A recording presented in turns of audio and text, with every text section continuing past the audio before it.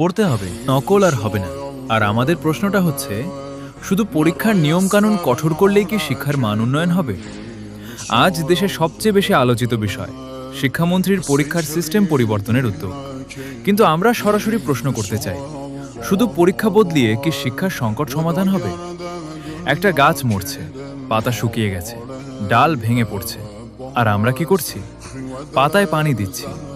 এটা কি বাঁচানোর চেষ্টা নাকি আত্মপ্রবঞ্চনা? আজ বাংলাদেশের শিক্ষা ব্যবস্থা ঠিক সেই মরা গাছের মতো, ভিত্তি দুর্বল, কিন্তু পরিবর্তন আনা হচ্ছে শুধু উপরের স্তরে। শিক্ষার্থীরা আজ ক্লান্ত, চাপগ্রস্ত, দিশেহারা, কারণ তারা শিখছে না, তারা শুধু পরীক্ষা পার করার যন্ত্রে পরিণত হচ্ছে।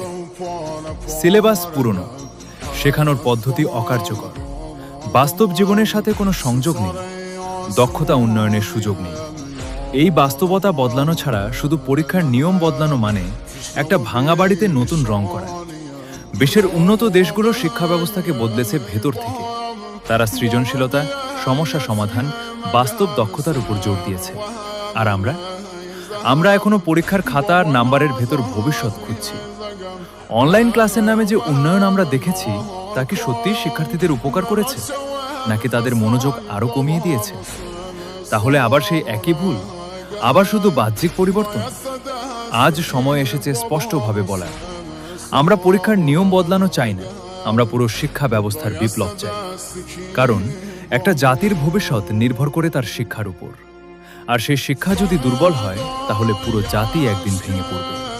তাই প্রশ্ন একটাই, এই পরিবর্তন কি সত্যিকারের উন্নয়ন নাকি আরেকটা অভিনয়? এখন সিদ্ধান্ত নেওয়ার সময়। আমরা কি নীরব থাকব, নাকি আমাদের ভবিষ্যতের জন্য জোরে প্রতিবাদ করব?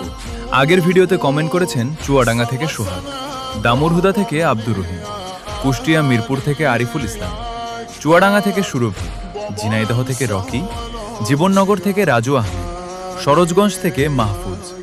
পরবর্তী ভিডিওতে আপনাদের নাম উল্লেখ করতে অবশ্যই কমেন্ট করুন।